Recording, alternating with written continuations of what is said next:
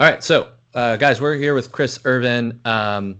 Chris, you are, we'll just call you kind of an expert on keto. So that is what we're going to talk about today. But why don't you give us a little bit of background on your story, how you grew up, what you were doing growing up, how you got into nutrition, how you got into keto. Give us the 10,000-foot view of your story. Yeah, absolutely. Well, first of all, thanks for having me on the show. I'm excited to come on. It's always a great time to get to come on and chat keto with people.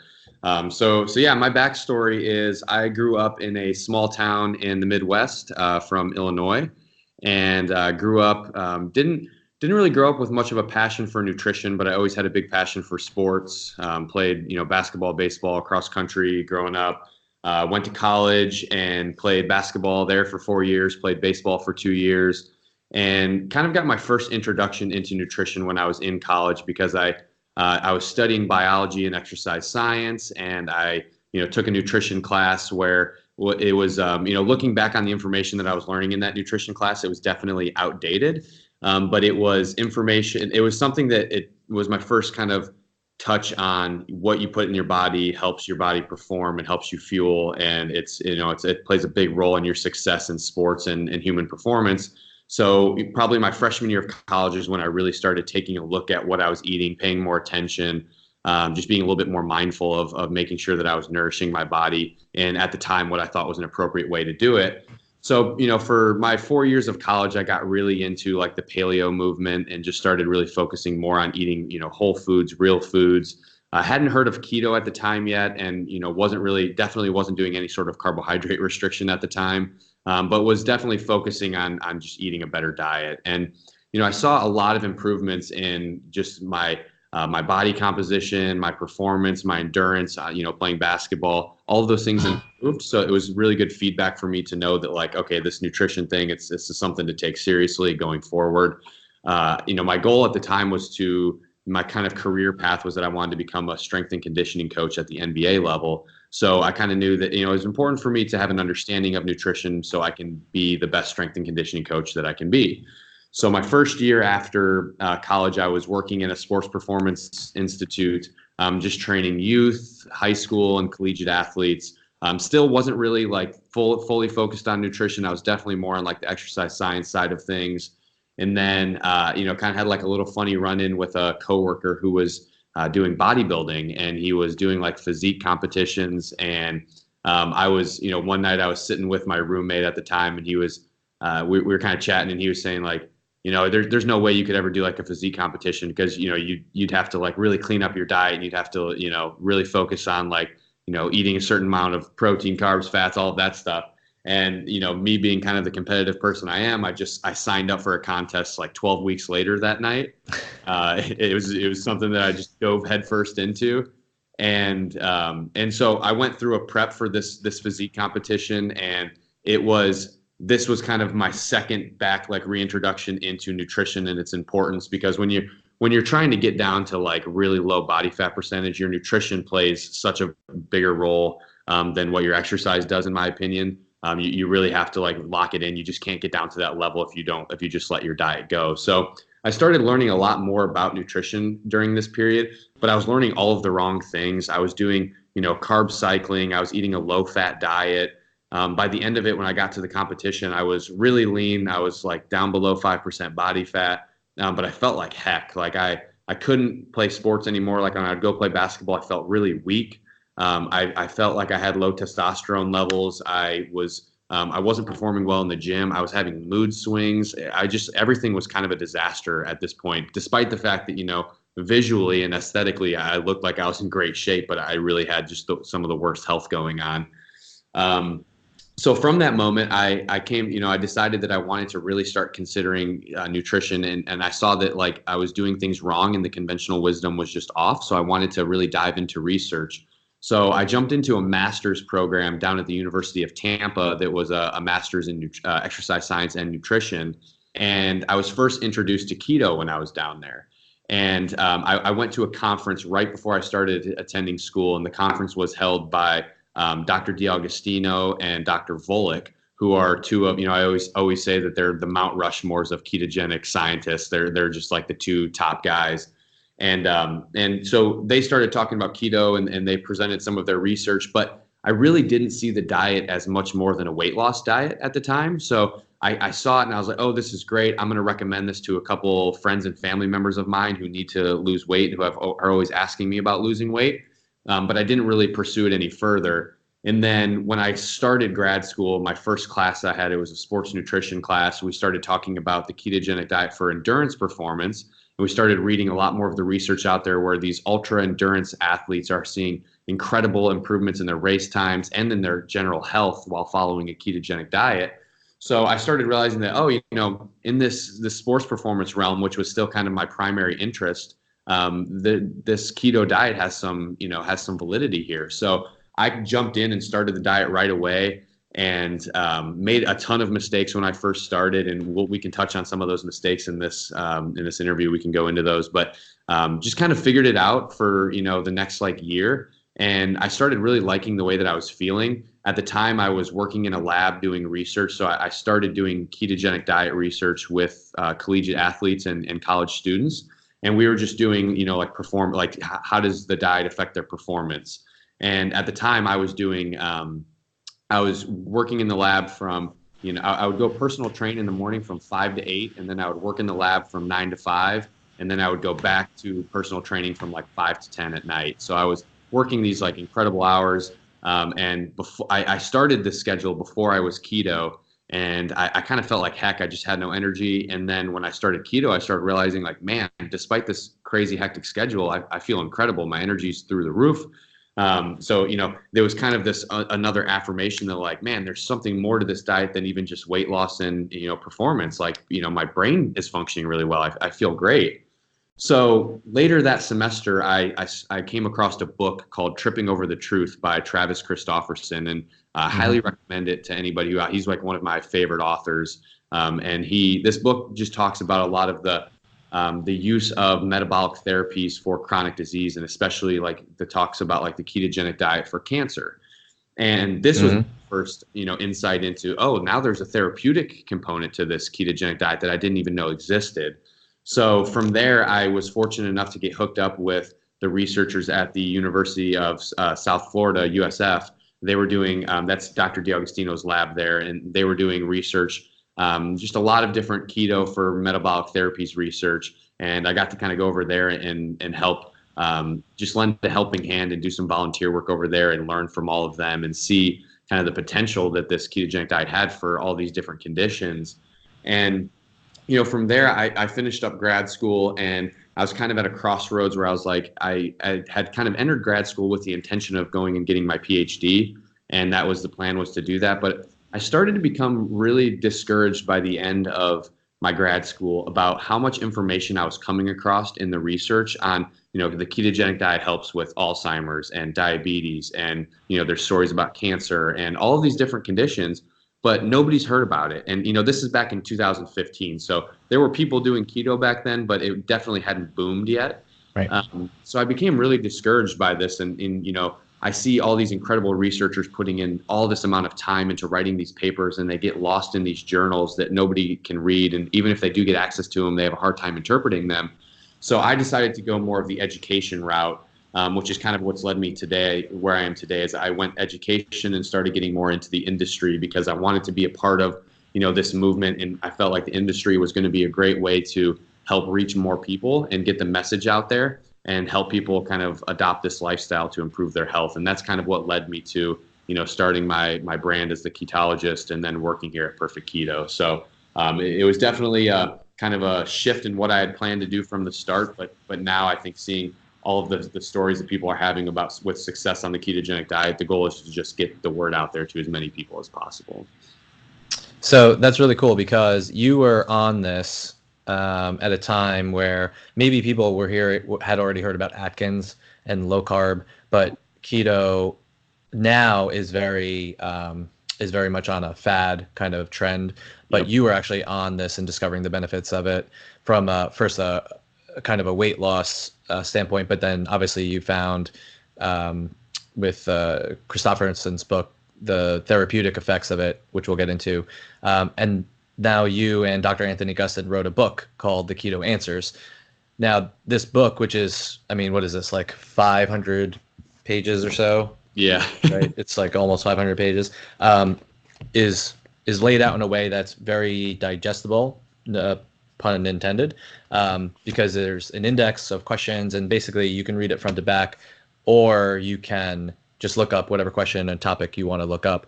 Mhm. Was this book a response to the fact that keto is now a very popular thing to talk about or to look into? Or was that something that you guys were already, because you were already into it and researching it? Like, how did you get to write the book?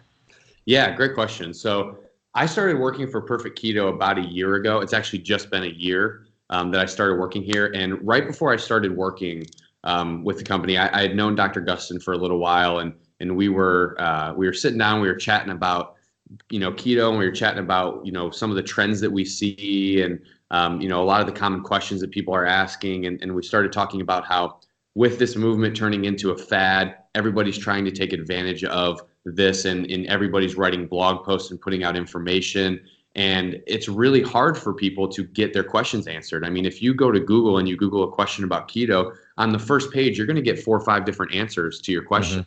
Right. And it's hard to know, is this answer backed by research? Is this source that's giving me the answer somebody who is trying to take advantage of me in some way, or is it just a legitimately credible resource? So Hmm. we talked about that, and we also talked about how every day we're responding to dozens, 20, 30, 40 DMs a day of people asking kind of the same questions over and over again. So we just decided that what we need to do is we need to put a resource together that could be the one-stop shop for somebody to go to get all of their questions answered about keto. So how we did that is we sat down with people who are at different stages of their keto journey. So we sat down with people who were just getting ready to start keto, people who have been following it for a couple months, and then kind of your long-term ketogenic dieters, people who have been doing it for like a year plus. And we just kind of asked them, what questions do you have? And then we would sit down, we would answer those questions for them, and then we would see, okay, now that you have this question answered, what other questions stem from the knowledge that you just acquired? Right. And that's how we developed the book. Is that as you go through it, you'll notice that it's each question kind of plays off the previous usually. Where if a Hmm. question comes up where it's like, are carbohydrates bad? Then we answer that question, and then the next question somebody might have is what about fruit? Can I have fruit on a ketogenic diet? And then from there, it might be like, well, dude, does that mean that I should never eat carbs again? And that's kind of the way that we structured this book, was to, we wanted somebody to, okay, you got your base questions answered, but we also want to cover all of these other topics that you're going to be thinking along the way. And just letting people know that, this source is completely backed by research. We use several hundred citations in the book. So, which was done intentionally to let people know that, like, we've put in a lot of time. While the book only took 6 to 8 months to write, because we really hammered it out and sprinted it out.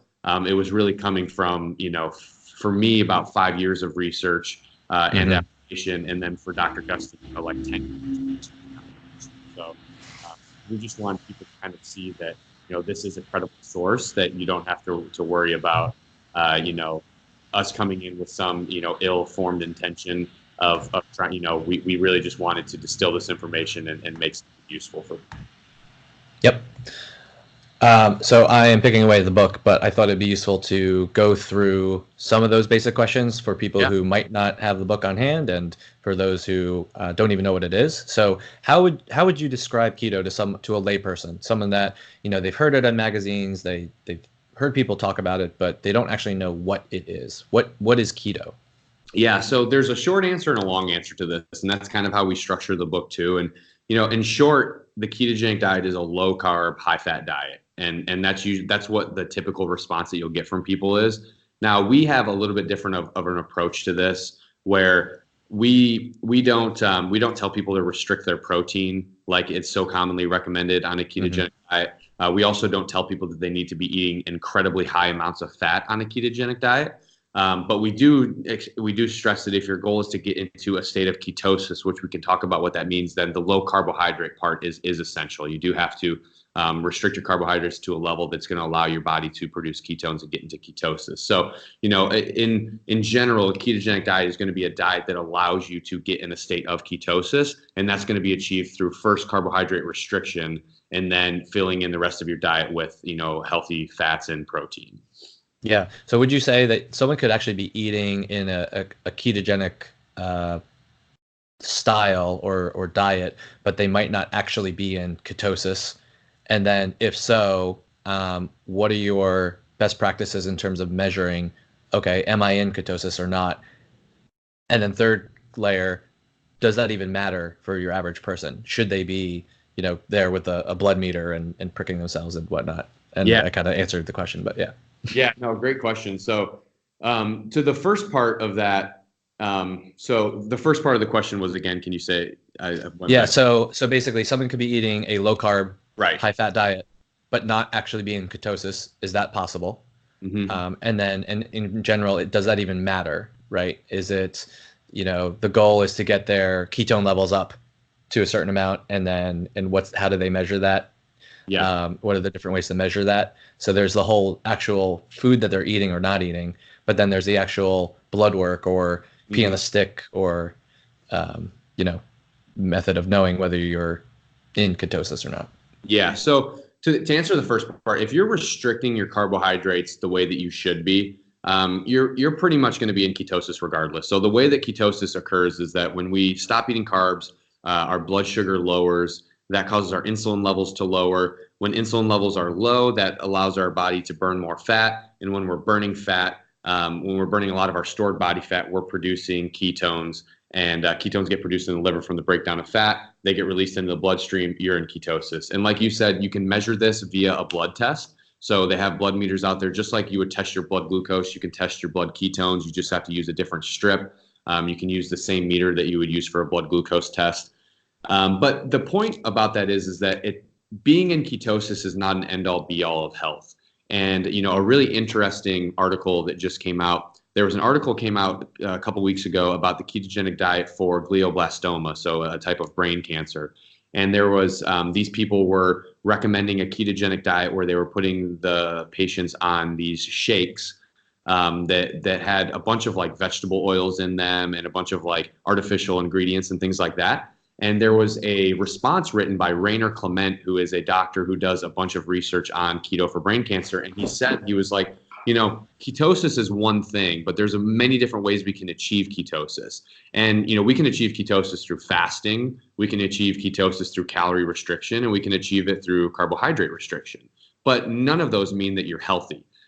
Having ketones circulating in your blood is great for your health. You do see health improvements, but you can get there eating a pro-inflammatory diet where you're roasting antibiotic ridden meat and vegetable oils and having a ton of omega-6s in your diet. But if your carbohydrates are low enough, you're in ketosis.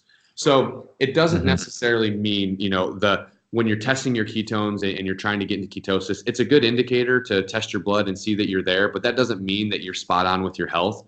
I think a better way that we like to look at it is eat real foods. And if you eat real foods that are naturally occurring, you're going to be low carb and you're going to be in a state of ketosis because that's just the way that's going to go. You're not going to be able to eat a lot of processed carbohydrates if you're eating real food. It just isn't going to happen. So that's kind of the way that we recommend this. We're not really, me and Dr. Gustin both aren't really people who are like keto nomads where we think that everybody should be following a ketogenic diet. We think that the principles that are baked into a ketogenic diet generally encompass a lot of our beliefs about nutrition as a whole. So it's very easy to refer to what we recommend as keto because that will get most people the majority of the way there. But when you ask the question about like, does a general population or everybody, is it important for them to be in ketosis or is it important for them to be keto? It really depends where they're coming from. So I put an article out about this this morning actually, but we have actually it's more than one out of every third person in the United States of America is pre-diabetic. And there's over 30 million people that are diagnosed with diabetes. And that's just diagnosed. There's also a bunch of others who aren't diagnosed. And for those conditions, just those conditions there, what we're seeing as a cause of this is insulin resistance. And insulin resistance occurs from chronic carbohydrate consumption. So you're eating a lot of carbs for a long period of time, you develop insulin resistance. That means that your body no longer effectively uses carbohydrates anymore. So if you're somebody who is in this category of pre-diabetic or diabetic, and that means your body's not using carbs anymore, keto does make the most sense for you because on a ketogenic diet, you're switching your fuel source to burning fat for fuel, and you're producing ketones, which cells that are insulin resistant that can no longer use glucose from carbohydrates, they can still use ketones. So you're providing a fuel source that our cells can use despite being metabolically damaged, like you'd be in a state of diabetes or pre-diabetes. And then to extend a little bit further than that, if you look at most of the chronic conditions that we're faced with today, so cardiovascular disease, neurodegenerative diseases like Alzheimer's and Parkinson's, cancer, all of those are characterized by damaged metabolism, inflammation, and insulin resistance. So when you have those three things, keto targets all three of those things. So, this kind of shows you that keto makes sense for a lot of the people that are out there, but it's not something that you have to follow all of the time. It's not something that you have to be 100% adherent to get the most out of it. But it's something that if your metabolism is broken, you can use it as a tool to repair your metabolism, kind of get you into a better overall quality of your health. Yeah. So I had always heard that Alzheimer's was like type 3 diabetes. Yep. Basically, someone can appear lean, have Alzheimer's, and a lot of that is as a result of the carbohydrate and, basically what's going on in the brain versus in the body. Mm-hmm. So what's the mechanism with that? When we go low carb, and I've traditionally been low carb, just kind of naturally feel better on it. Did keto, pretty strict in the spring, and cognitively feel way sharper when I'm low carb. Mm-hmm. Can you talk about that? Because I feel like, especially like at our gym, we have a lot of high performers like in business, and they own their own business. They're higher ups, they're C-suites at whatever business they work at. I feel like the cognitive edge alone could be a reason why people look into this. Yeah. Because if you can be sharp and on your game, right, that in of itself could be worth so much. Yeah. So I'll dive into that, and I'm going to unpack the first part when you talk about like the mechanism of Alzheimer's and stuff, because I think for people to really wrap their heads around keto in general, it's important to understand this concept of how the body works. So when we consume carbohydrates get broken down into glucose. And glucose, that's what's our blood sugar. So when you hear people say high blood sugar, when you eat carbs, they get broken down, your blood sugar goes up. This stimulates your pancreas to release insulin. Insulin is a hormone that travels to your cells, and basically, to kind of simplify, it talks to your cells and says, hey, open up, let glucose in so we can use it for energy. This is a good process. It's something that has to occur.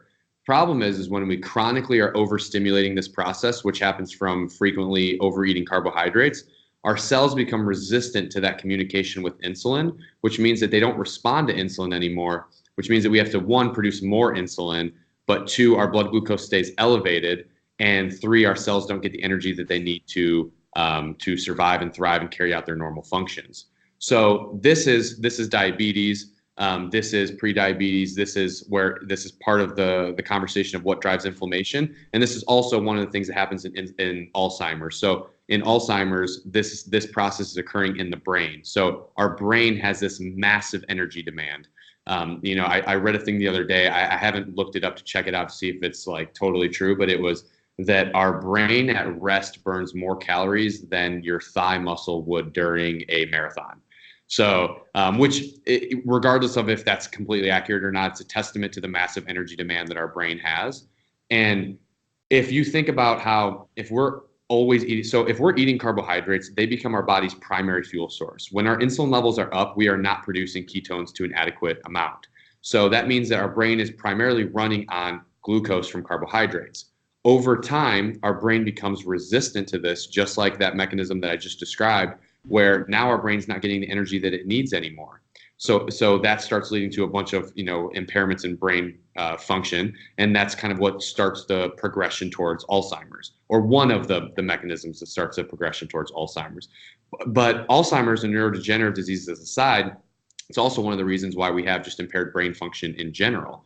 So if we're using glucose as our primary fuel source, over time we stop using it as well, our brains aren't getting the energy they need, they're not performing as well. So if you're a high performer, those are the people who you feel moody, you feel fatigued in the afternoon, you feel like you're running on caffeine all of the time, you feel like your memory's not as good as it could be. Those are all signs that your brain just isn't functioning as optimally as it can. Now, when we go the opposite route and we start talking about restricting our carbohydrates and getting into a state of ketosis, I kind of mentioned earlier the mechanism how our body produces ketones. It's produced from the burning of stored fat. We produce these molecules called ketones, which are really important because our brain cannot use fat for energy. So fat cannot cross the blood-brain barrier and be used for energy. Our brain can only use glucose and ketones. So when our liver is converting these, or they're producing these ketones, the rest of our body, like our muscles, our working muscles, and everything else, will preserve ketones and save it for our brain and they can burn fat. So like our muscles will burn fat during exercise. It'll preserve ketones. Ketones will go to our brain. Now, what's interesting about ketones is that they are the preferred fuel source of the brain. And that means a couple different things. One of the reasons why it's the preferred fuel source is because when both glucose and ketones are present, the brain will preferentially choose ketones. So that kind of shows you that like the brain intuitively knows that it wants to use ketones. So then the next logical question is, well, why does the brain want to use ketones? And there's a couple reasons why. One is that when you break down a ketone molecule, you produce more energy than what you do when you break down a glucose molecule. So that means that, the brain, being that it has such a massive energy demand, burning ketones means more energy available to the brain. So one, that's a great thing there. The second thing is that ketones create less oxidative stress when they are metabolized. So when we metabolize glucose, we create something that's called reactive oxygen species, which is basically it's just a fancy term for its inflammation. So we're creating compounds that can promote inflammation, and an inflamed brain is not a high functioning brain. So when we are metabolizing ketone, and when you think about the fact that, again, brain has massive energy demand, if we're burning a lot of glucose, we're creating a lot of reactive oxygen species. But when we're metabolizing ketones, we're not creating that. So we're preventing our brain from developing a bunch of inflammation.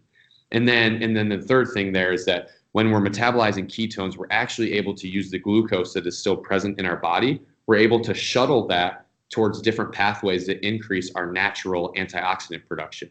So not only are we're keeping inflammation, we're preventing our body from producing more inflammation, we're also creating compounds that can help combat inflammation. So it's kind of a two-way approach to keeping our inflammation low, which is going to be great for brain health. So when you look at all of those things, you can see why it makes a lot of sense if you want to maximize brain function that you choose a superior energy source. So this is, on a simpler term, it would be like if you know that your car runs best on a certain type of gas, even though it can run on other type of gases, if you want it functioning optimally, you should put the certain type of fuel in it. And that's what ketones are. They're just the preferred fuel source for the brain. Yeah, not to mention our body has a lot more fat in it than glucose or glycogen, right? And our body can take that and through gluconeogenesis, or take protein, right, and turn it into what it needs. Yes. So I'll just throw a statement out there and then you can give me your thoughts. The human body does not need carbohydrate, or there are no essential carbohydrates. Yes, I would agree with that. And I always say, when I agree with that, I always say with the caveat that doesn't mean that I think that carbohydrates are bad, or that that nobody should be eating carbohydrates, and that carbohydrates don't have a function, because they do have a function and they can provide benefit and they can be strategically used. But does the body need them? The answer is no. There are certain cells in the body that have to use glucose. So red blood cells are one that they don't use fatty acids, they don't use ketones, they only use glucose. And I believe there's certain portions of the brain that also have to rely on glucose. But the beauty of it is the process that you just mentioned, which is gluconeogenesis, where we can actually produce all of the glucose that we need naturally inside of us. So we can, break down, get the glycerol backbone from breaking down fat. We can get amino acids from protein, and we can make the glucose that we need. And that's the reason why, even if you eat no carbohydrates, if you test your blood sugar never goes to zero, and that's because of this process. So yes, there are certain cells in our body that need glucose, but no, we don't need to eat the carbohydrates to get that glucose, because our body has this process in place that means that we don't have to acquire it from an exogenous source or from our diet. So when people hear about keto, and hear that it's low carb, then the assumption is that it's higher fat and higher protein, and that might mean different things. This lever of how high you go, but I think there's still that conventional wisdom out there that fat is bad, fat will clog the arteries, protein will, ruin your kidneys. So what do you say to those statements? Yeah. So the first thing before I dive into kind of debunking some of those myths is that the traditional, like if you look up traditional recommendations for a ketogenic diet, you're going to see 20 to 25% of your calories coming from protein, 70 to 75% of your calories coming from fat, and like 5% of them coming from carbs. Now, what people don't take into consideration when they give these prescriptions is that this is what the ketogenic diet, this is how the ketogenic diet was prescribed in the 1920s when we were using it for pediatric drug-resistant epilepsy. That's what keto was invented for. So this was for children who were using it for a specific cause. Now, you and I are following keto for different reasons. Everybody out there is following keto for different reasons. So that does not mean that that traditional, very high fat, low protein approach is the best. In my opinion, I think for most people out there, with the exception of certain therapeutic uses, you would benefit more from being a little bit higher protein and a little bit lower fat than that. It is but I think that it's all personalized. I think that you have to adjust it based on what your specific goals actually are. And the other reason why a lot of people think that high fat is the way to go is because people assume that the fat that you eat gets converted into ketones. And that's kind of a common misconception because the ketones that you produce in your body, with the exception of MCTs, they're coming from burned body fat. They're not coming from dietary fat. So you don't just eat a steak and produce ketones from the fat in that steak. MCTs are the only dietary fat that you can consume that will actually be converted into ketones in your body. So when we talk about keto, people think, well, high fat's better because I need to produce ketones. And that's not necessarily the case. So I think that most people out there are going higher fat than they need to on a ketogenic diet and lower protein than they should be. But not because I think that fat's bad, and I'll get into that next, but because I think that they could benefit from having a little bit more protein in their diet. And I think that too many people are overeating fat, where you get people who are like adding a bunch of additional fat to their diets. I think that you can get all of the fat that you need from eating meat and getting quality fat, high fat foods. I think is the better way to do it. But yeah, I mean, the biggest thing that you have these misconceptions about dietary fat and protein, like you said. And I think the biggest thing to look at is how did we get to where we are with these recommendations? And if anybody wants to, debunk a lot of the myths and see how we got to where we are with our dietary recommendations, I highly recommend checking out Nina Teicholz and looking at her book, which is The Big Fat Surprise, I believe is the name of it.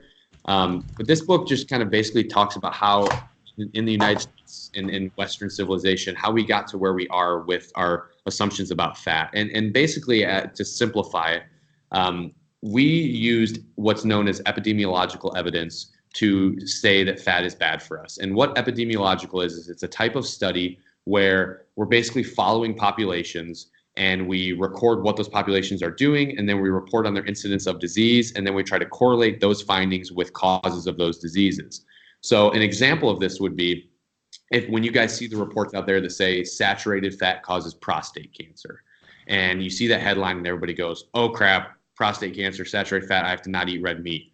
But you go look at the study and you see that it's an observational study, which means that they take men who are diagnosed with prostate cancer and they ask them what their diets are like. And they ask them questions like, well, do you eat a lot of hamburgers? Do you, things like that. And then if say 60% of the men with prostate cancer report that they eat hamburgers, then we say saturated fat or red meat is the cause of prostate cancer. That's never how these studies were meant to be interpreted. An epidemiological study was meant to be interpreted as, okay, we have a correlation here. Now we're going to go study this in randomized controlled trials. We're going to look at the mechanisms. We're going to try to find a reason for it.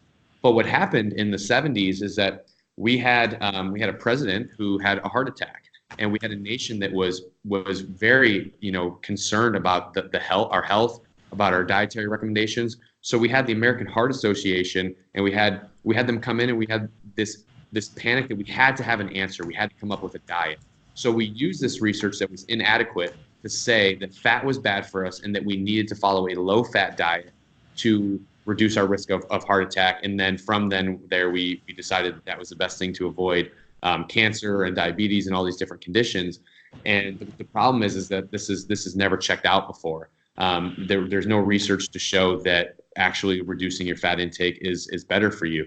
One of the big things that we see in any of the research that says that fat is bad for us, despite the fact, there's kind of two ways to look at research that points at fat being bad. There's the types of studies that I just mentioned, and then there's the other studies that say high fat dieting leads to X, Y, or Z, but they fail to adjust for the fact that the high fat diet was not low carb.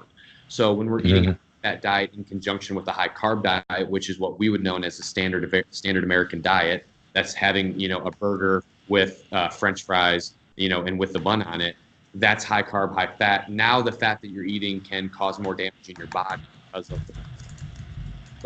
we're consuming fat independent of carbohydrates. We don't see any detriments in our health. We see drastic improvements in our health, but that's not something that is well understood when we're breaking down research. So, that's kind of a long-winded way to say that our understanding of fat as being bad is based on a lot of bad science. It's based on a lot of misconceptions, a lot of biases, and also, some financial incentive too. I mean, if you go read that book from Nina Teicholz, you'll see how a lot of our decisions were influenced by a growing, the vegetable oil industry that was really trying to fund research and trying to get people to think that soybean oil and corn oil and canola oil was better for our health, and that animal fat and saturated fat was bad for us. And so there was a lot of financial incentive that's got us to where we are today too. But I can say confidently that there's no reason to fear dietary fat, especially when you're eating it without the addition of processed carbohydrates. Yeah, follow the money. Mm-hmm. And then also the fact that a lot of these studies are studies of studies, meta studies, right? So, and they all study the same studies. So it's just this echo chamber of where they categorize meat as pizza because pizza could have sausage on it. Right. And that's in the meat category. So it's sure, I can see why you think red meat is bad because pizza is considered red meat in this study. Right. So. And it's silly when you break that down and you think about how many, even just there within that example, well, there's so many other things in the pizza that could be causing the problem, right? But we don't. Right.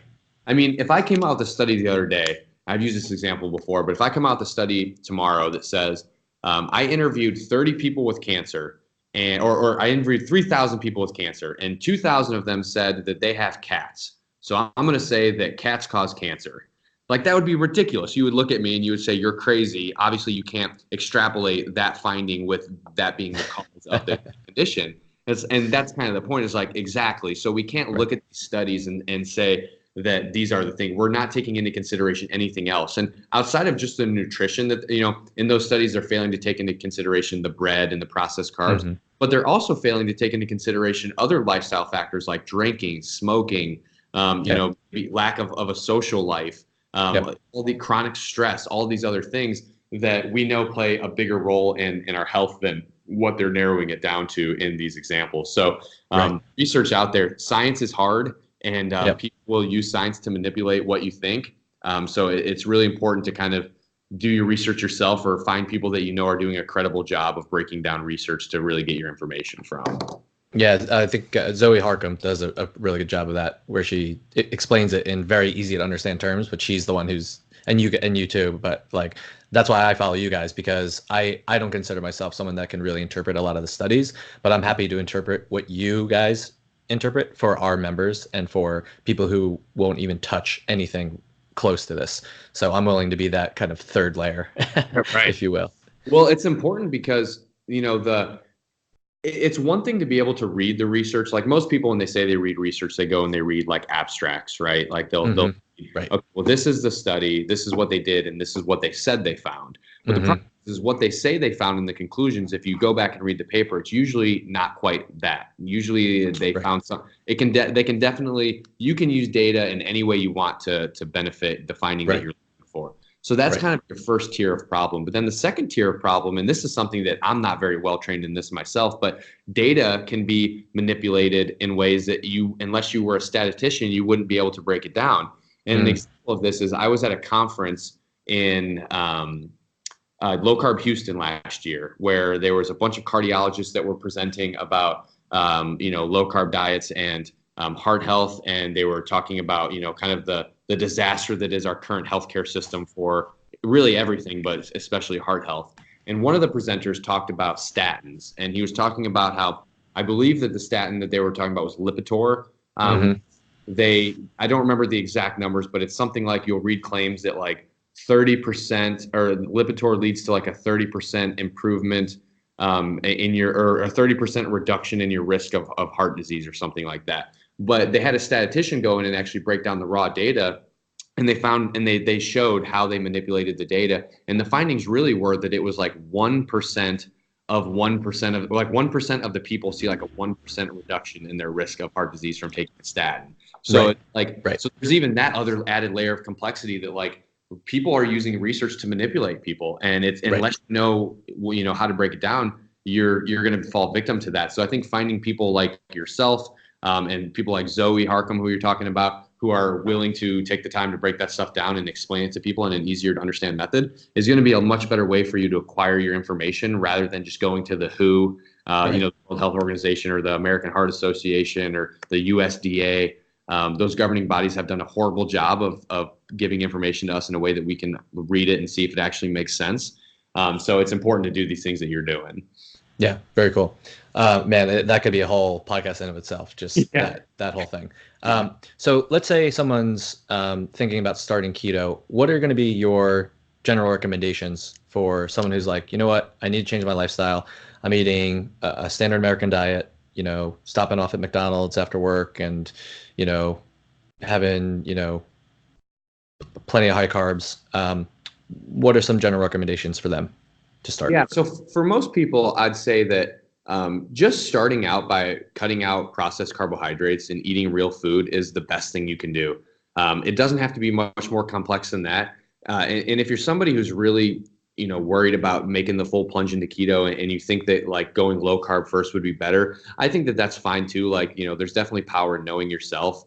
So, you know, if you're cutting out, like I mentioned earlier in the episode, if you're cutting out processed carbohydrates and eating real food, you're going to be eating a pretty low carb diet. So from there, you can kind of see what you're doing, how you're feeling. I think for most people, if you go just low carb, you're not going to feel as good as you would have if you went full blown ketosis. So if you're somebody who, once you get to the low carb range, you're like, well, I'm not, you know, maybe I'm feeling a little bit fatigued. I'm not feeling the energy that I am hearing everybody report on ketosis. Then it's probably beneficial for you just to jump into keto. And the way that I recommend people do this is go get an approved food list. And you can find that. There's one in the Keto Answers book. We have them on the Perfect Keto website.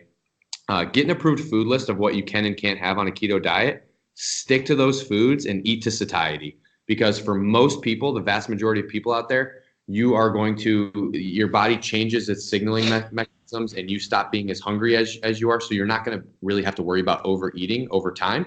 Now, there are some cases where people will overeat on a ketogenic diet and you might have to make some adjustments. But, you know, one caveat to point out there is that calories seem to matter less on a ketogenic diet than they do on other diets. It doesn't mean that they don't matter at all, but they do appear to matter less. So I think the most important part is getting your food choices down right. So if you find these, you know, a keto food list that's a good one. So, you know, there's some out there that recommend things that I wouldn't recommend. But stick to that food list, eat till you're full, and then supplement with electrolytes and drink water.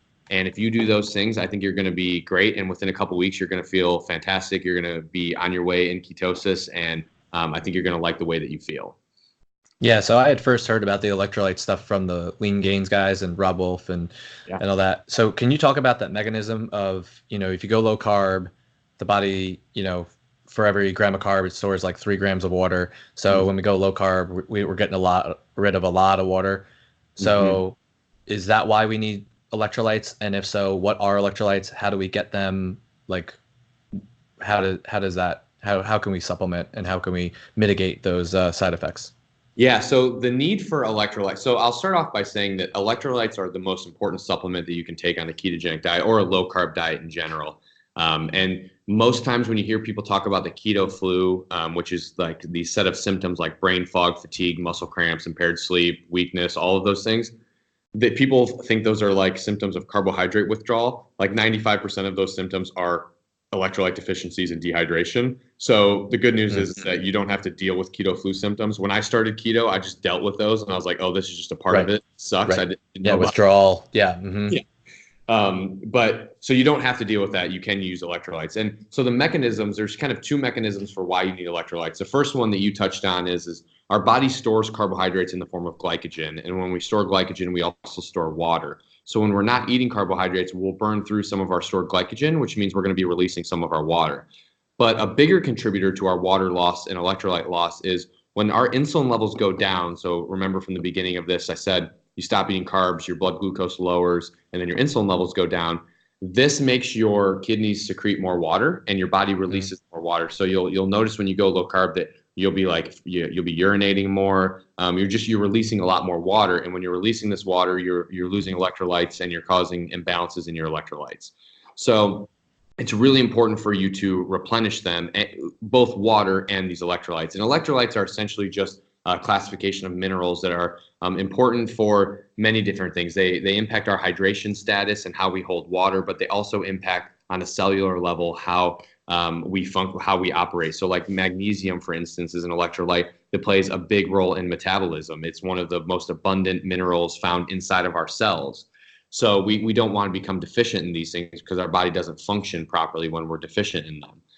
So the main electrolytes that you need to focus on a ketogenic diet is sodium, potassium, magnesium, and then there's some cases to be made for like calcium and phosphorus, but I think that the first three are really the key three to focus on. And when it comes to replenishing them, there's kind of two ways to go about it. You can go the whole foods route, which is, like salting your foods, eating things like avocados, which are really rich in potassium. Mixed nuts have a fair amount of magnesium in them. Some leafy greens have some of those electrolytes in them. Those can be really good ways to replenish it. But I think for most people following a ketogenic diet, especially if it's like people from your gym where they're or people who are doing a lot of exercising and stuff, like those are going to be people who have higher sweat rates and have a greater demand for electrolytes. I think supplementation is probably key for them.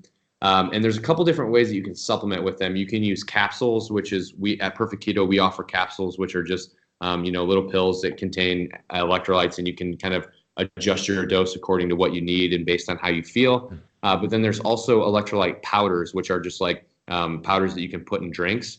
The one that I recommend to people is Element, which is, I think, Rob Wolf's brand, which you mentioned him a little bit ago. I really like his because it contains a lot of sodium, which another misconception is that sodium is bad for us, but we need sodium. It's one of the most underconsumed nutrients. Well, I shouldn't say that's underconsumed. You do get a lot of it on the standard American diet, but it's packaged with high carbs. Right? Exactly. Yes, that's where the problem is. So on a low, not a problem, and we need to have a lot of it. So I think that for most people, if you're going full blown keto, electrolyte supplementation is going to be key. Yeah, I've been definitely playing around with a lot of that, especially salting foods and whatnot, and it makes a noticeable difference. Absolutely. When that sodium level's up.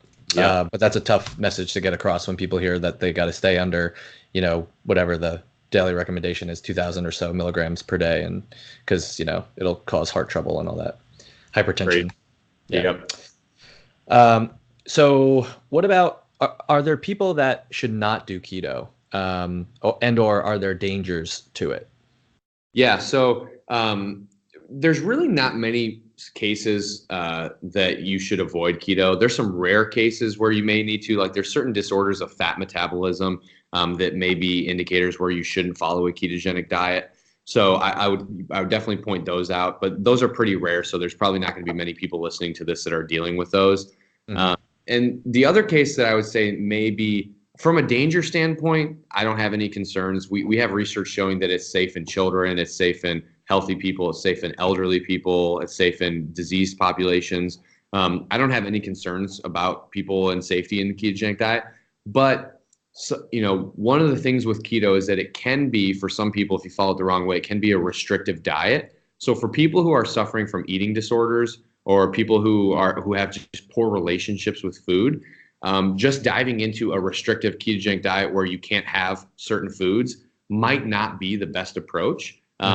But it just depends on where your mental health is at with that. So, if you're somebody who you've done dieting before and it's led to you, doing a lot of like binge eating and, falling off the wagon and having, bad thoughts about food, poor relationship with food, then you're probably better off just going like low carb and like trying not to restrict yourself as much. And then maybe ease your way into following a keto diet. But if you're besides that, I think that anybody can be just fine doing a ketogenic diet. And I think that most people could benefit Like I mentioned earlier, I don't think that everybody needs to be keto all the time, but I think just about everybody out there could benefit through going through at least some short bouts of getting into ketosis and restoring some of their metabolic health. Got it. I see it more with intermittent fasting than keto per se, but even lower carb, I noticed that women have a harder time with lower carb. And Yep. again, I see it more particularly specifically for intermittent fasting compared to men.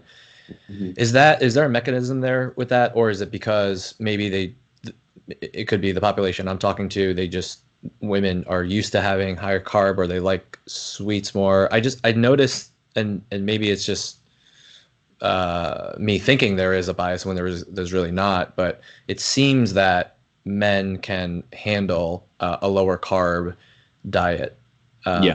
better than women. Is there something there to that? Yeah. So a couple things to unpack there.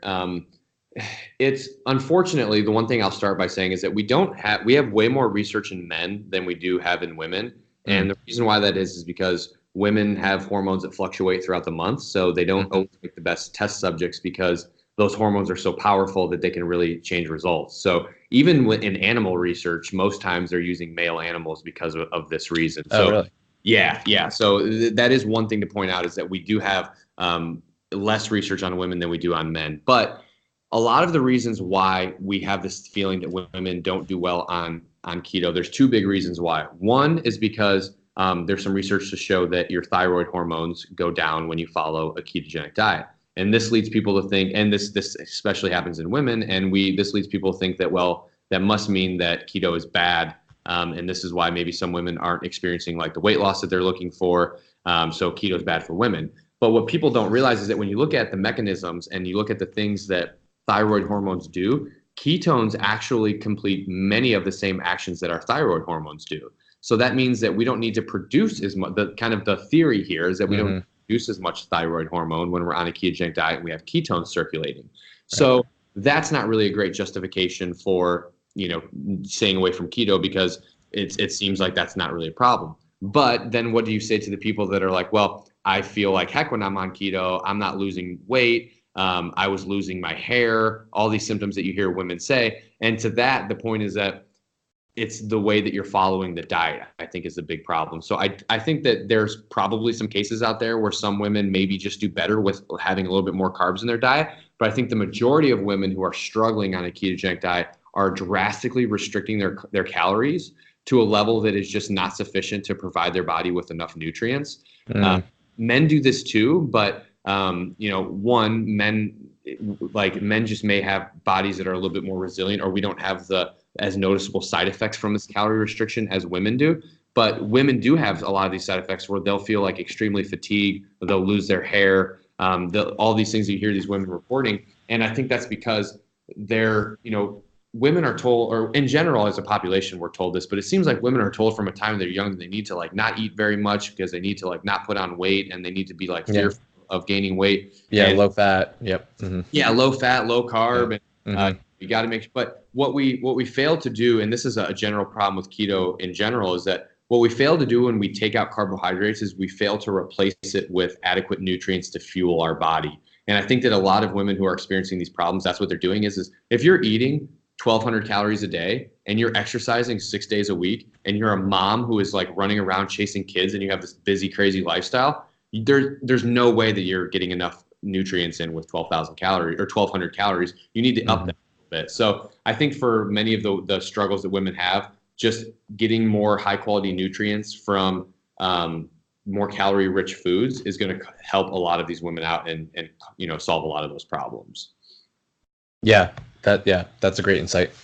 What about CrossFitters? So people who do high glycolytic activity, the traditional kind of thinking is that, well, for long endurance where the intensity is very low, high fat, low carb can actually be really great because they're at a low intensity. But that the higher the intensity someone is, the more glycolytic, the more carb they need. Yes. What do you say to that? Yeah, so a couple different things to unpack with this too. First one is I'll go through there's a lot of research out there that says that you can't perform that type of exercise without carbohydrates. So there's a lot of things that say that keto dieting is bad for that. Now, the important thing to point out is that these studies have been pretty poorly conducted. So a lot of the research that says that you can't do keto for strength and power and different, performance performance measures like this. These are studies where they basically like put somebody on a ketogenic diet for 3 days and then test their measures. Well, it's like we know that like you're not adapted to a ketogenic diet in 3 days. You're not going to see improvements in any of your measures. You're probably going to see decrements in your performance because we're still adjusting to being fat adapted. So that's the case with a lot of the research that's out there that goes against it. Now, there are some studies that have come out recently. There was a study that came out in 2016 where they took a bunch of CrossFitters, but keep in mind these were general population, so average Joes like myself, not elite athletes or anything like that, who were following the ketogenic diet for 12 weeks and doing CrossFit, and they saw improvements in not only their body composition, but all of their performance measures. So, this just shows that we can still perform at a high level, doing, without carbohydrates and following a ketogenic diet. But what I always say to people is it really depends on what your primary goal is. So for, Rich Froning, in like the most elite athletes out there who are incredibly healthy. They're focused on their bodies all day. They're probably extremely insulin sensitive. They're going to benefit from using carbohydrates as an ergogenic aid before their workouts, and they're probably going to see a lot of improvements out there. And their primary goal is performance. So like his goal when he's going into a session is performance. That's the number one thing. But for average Joes like myself, my primary goal isn't just performance. It's improving my performance, but also having good health, feeling good the rest of the day, being able to like promote longevity and a long, life, improving my quality of life, all of those things. So for most of the people, I think, unless you're seeing extremely high level athletes, I think that, the worry that you need to have carbohydrates for performance just isn't there, because we know that you can see improvements without them. And that doesn't mean that you're maybe going to be performing at 100% optimal level without them, but you're still going to be seeing improvements. And especially when you consider the fact that when you're on keto, you're improving so many other facets of your health that's also going to be factored into you performing better in the gym when you're there. So I think that's kind of another thing to take into consideration. But then I also will say, as a caveat to that even somebody who's following a ketogenic diet, there can be a place for strategically incorporated carbohydrates. So like for myself, I play a lot of basketball, and over the last year, I started experimenting with using like slower digesting carbohydrates and even faster digesting carbohydrates before I play to see what that does for my performance. And I've noticed that, it does improve my endurance,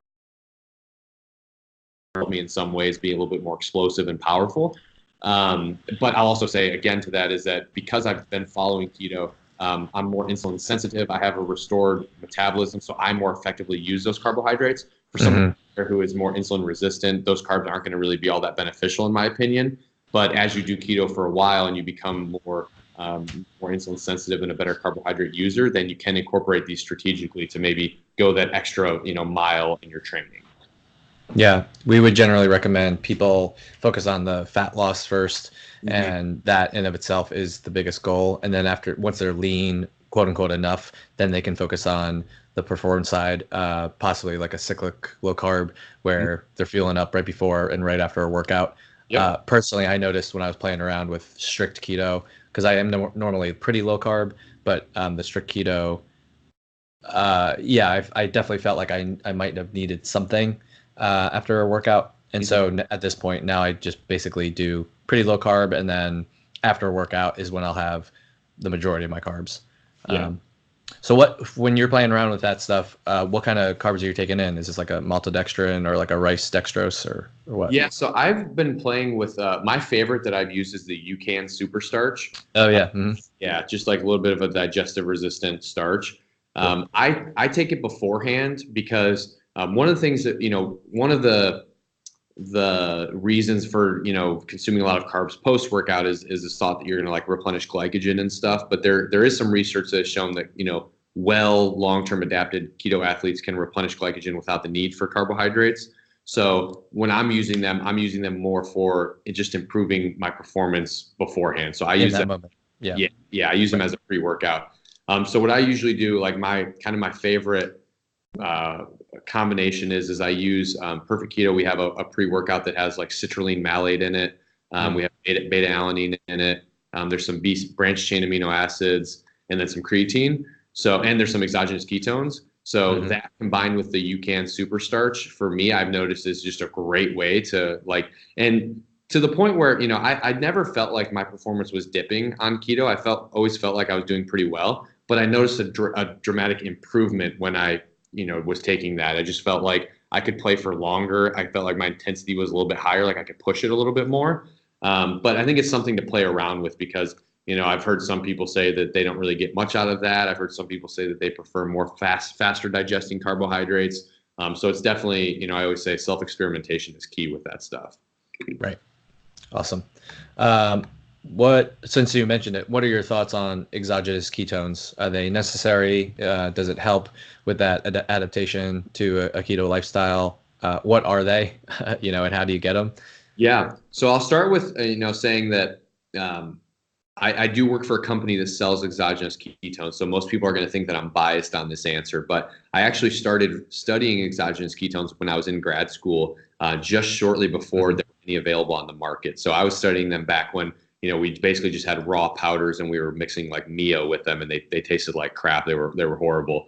But what exogenous? So the point of that is that like I'd been studying ketones for a while before I worked for a company that sold them. So exogenous ketones are supplemental ketones. So basically, they're a product that you take it and it leads to an increase in your blood ketone levels for about 2 to 3 hours after you take it. You do not have to take exogenous ketones on a ketogenic diet. Your body will produce the ketones that it needs naturally. But what the unique thing about the body is, and this is kind of, I think, an important thing to realize is that so let's go back to the brain example. When our brain is metabolizing glucose or carbohydrates for energy, the glucose is only pushed. It's only, it's pulled into the brain based on the energy demands of the brain. So if your brain needs X amount of energy, it's going to pull in that much glucose to meet the energy demand. Now, what's interesting about ketones is that ketones are pushed into the brain based on their availability in the blood. So you couldn't eat more ice cream and provide like more energy to your brain through sugar, right? But you could take exogenous ketones and increase your ketone levels and provide more energy to your brain in this mechanism. So what that means is that there are some times when strategically I don't think that the goal is to chase higher ketone levels for anybody, but there are times when higher ketone levels are beneficial. So, you know, an example for me is when I wrote the Keto Answers book, for instance, every morning I would do deep work for about 3 to 4 hours. I would write on the book. Well, that's a great time for me to have more ketones and energy available to my brain. So I take them before that. In the afternoon, when it's like 3 o'clock and I don't want to have caffeine because it'll mess with my sleep, but I need some energy, exogenous ketones are a great thing to take during that time. And then, you know, other times like before a workout can be a great time to provide more fuel and motivation and energy for your brain. That can be a great time to take them. And then you brought up another good example of using them. During the keto adaptation period is a fantastic use of them. And the reason why that is because it takes time.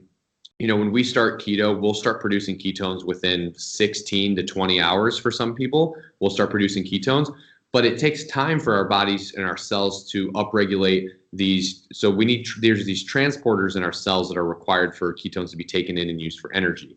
Now, if you know, all of us are born in a state of ketosis. So babies are in a state of ketosis when they're born, and we remain in ketosis pretty much until we introduce solid food because breast milk contains a lot of MCTs, which are converted into ketones. So babies are in ketosis for a long time. But once solid foods are introduced to us, we don't really have ketones circulating very much for the rest of our lives unless we go on a low carbohydrate diet. So that means that these transporters, they have to be woken up a little bit and they have to be kind of activated so that they can let ketones in to be used as energy. And one of the things that we've seen in research is that with higher blood ketone concentrations, we get greater activation of these transporters. So the theory here, and this is something that hasn't really been tested, but the theory is that if you take exogenous ketones while you're adapting to the diet, you're going to help your body become an efficient ketone utilizer while also providing some more fuel for the body while you're getting adapted to producing your own ketones. So that's kind of another great time to use it. But I always say that they're not something that you have to take, and they're definitely not something that you need to be taking all the time. It's more of those strategic supplements that you can use as needed. Cool. I only got a few more questions and we'll do kind of a rapid fire Yeah. style. What are your thoughts on the documentary Game Changers? Because that is going around like wildfire right now. Yeah. So, short answer to that is because we could have a whole podcast on this. Right. Short answer to that is that there's no credible science being used in that documentary. I am not against plant-based diets at all. I don't think that they're the best diet for health. I think there's a lot of problems with the way people are following plant-based diets. But I'm not like just, I don't have any reason to be 100% against them. But the Game Changers documentary, it's biased. It has no credible science. Every single study in that documentary can be easily debunked. And the people, James Cameron, who is the person who put that out, he has plenty of financial incentive to making people believe that plant-based diets is the way to go. He has like it's like $140 million invested into like a pea protein company or something like that. Mm-hmm. So if you guys want to see a great article, Perfect Keto wrote a review on Game Changers. We sat down and debunked everything in that movie. So if you have questions about it, I'd go to perfectketo.com and type in Game Changers, and you can read that review, and I think it's going to answer all your questions for you. Cool. I'll include a link in that too. What are your thoughts on the Impossible Burger and Beyond Burger? Yeah, so same thing along the lines. Again, plant-based diets, don't have a huge problem with them, but if your plant-based diet is consisting of an Impossible Burger and Beyond Burger, there's problems with that. And there's a couple reasons why. One, highly processed, highly artificial, loaded with pro-inflammatory vegetable oils, using a bunch of ingredients that our body is not good at metabolizing.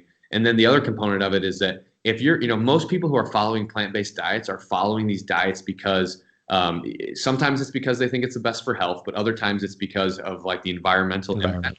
And from an environmental standpoint, doing like sustainable animal agriculture is way better for the environment than what has to happen for us to get what we need to produce an Impossible Burger or a Beyond Burger. It is actually way, talking about like soybean farming and things like that, monocropping, all of that, not good for the environment at all. So if you're somebody who's following a plant-based diet because you want to improve your health, Beyond Burger and Impossible Burger are not doing that for you. And if you're doing it because you think it's better for the environment, it's also not doing that for you. So if you're going to do plant-based, you're better off doing a whole food version of a plant-based diet.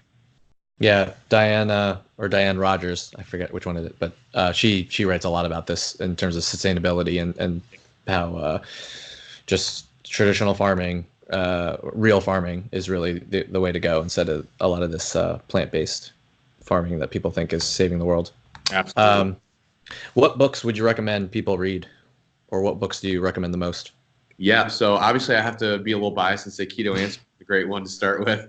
A couple books that have really helped me along the way. The Tripping Over the Truth by Travis Christofferson was one that I think is great, but he also came out with another book a month ago called Curable. And this one, it's not specific to keto, but it shows you the current state of our medical care in the United States and how disastrous it is. And it's not to be a depressing book to make you sad. It's kind of to show you that the importance of taking control of your own health and looking towards new and novel treatments. And I think this is something that we need to be considering more. So I think that that's a really great book to check out. And then if you're somebody who is looking to use the diet for certain therapeutic uses, for Alzheimer's, there's a great book written by Mary Newport that's called, I'm actually drawing a blank on the name of it. Might have to look it up. She came out with a new book earlier this year about ketones and like for neurodegenerative diseases. So that would be a great book to look at. And then Miriam Kalamayan. Is she the one whose husband she uses like a study as a? Yes. Yeah. Her husband, severe Alzheimer's, and she helped him before we even knew about keto. She was using like coconut oil and things like that. Yeah, she had him like draw a clock, and the clock improved like ridiculous amount after just like a day or two. Yeah, it's pretty powerful story, and she goes into that in that book too. I think it's The Complete Guide to Ketones, I think is what the name of that book is now.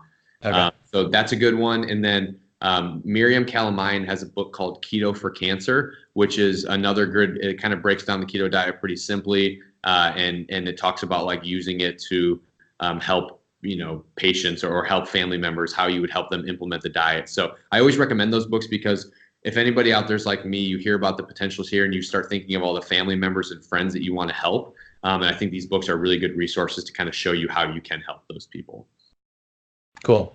And And last two questions. What are you currently geeking out on? Ooh, good question. Two things that I'm geeking out on right now. One is the sustainable agriculture, animal agriculture, and the meat-based stuff. It's devastating to see how many people are being are falsely being misled to thinking that meat is bad for us and it's bad for the environment, and that plant-based is the way to go. And I think that if we don't put a lot of care into this right now, we're going to end up in a very bad place.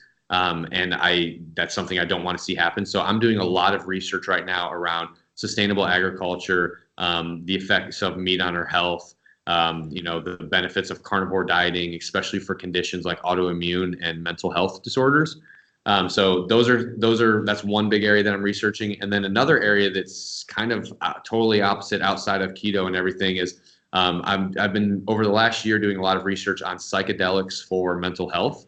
So just doing a lot of diving into the research on, using different psychedelic drug therapies for like PTSD, depression, anxiety, addiction, things like that. So if anybody's looking for a really great book on that, there's the book by Michael Pollan, How to Change Your Mind, which is a really great. I listened to that.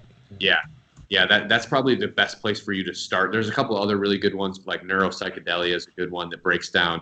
I think the reason why I'm so attracted to the psychedelic research is because it's very similar to the keto research, where keto research stopped for 40 years because the pharmaceutical industry came in and came up with better options, and then we said fat was bad and we threw the research under the rug, and there's all these misconceptions about it. And psychedelic research is the same. We had years of research showing that people were seeing incredible improvements in their mental health through, actual psychedelic therapy with like a trained psychologist. And then we demonized these compounds, and the pharmaceutical industry came out with a bunch of addictive antidepressant drugs and things like that. And then we lost all this research.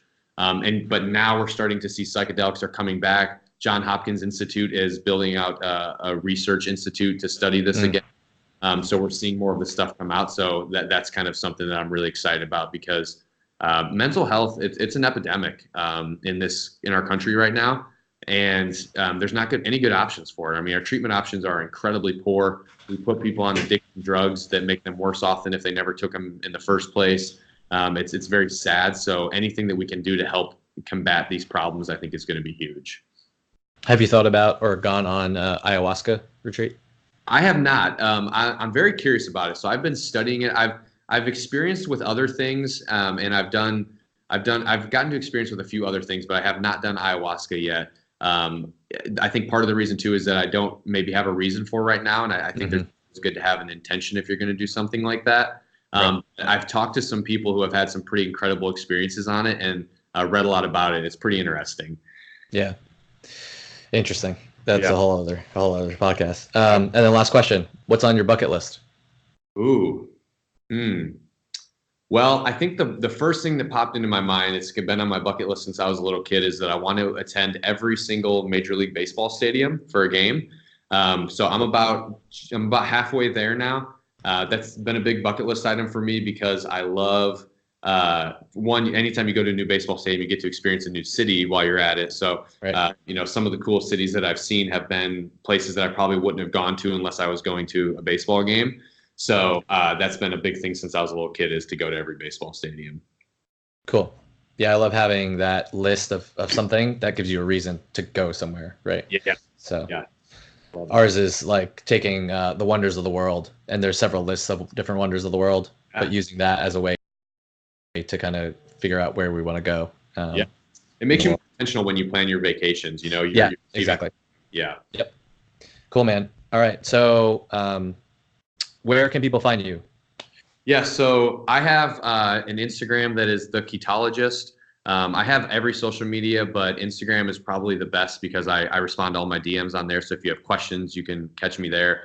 And then also my YouTube channel, I just started building it out, just started kind of committing to doing more video for people by request. So I'm doing a lot more of those. So that's at the Ketologist as well. And then I have a website where I put up blog posts, which is also theketologist.com. So that's kind of the go-to to find more on me. Awesome. And then obviously the book Keto Answers, collaboration with you and Dr. Anthony Gustin. Thank you very much for your time. It took up more than I was intending to, but when we go down these rabbit holes, yeah, I kind of can't stop that ball from rolling. Yeah, I talk everything. Yeah, so stay in line, but the rest of you guys, check us out on CrossFitCanna.com, and we'll have links to the show notes in the podcast. Thanks.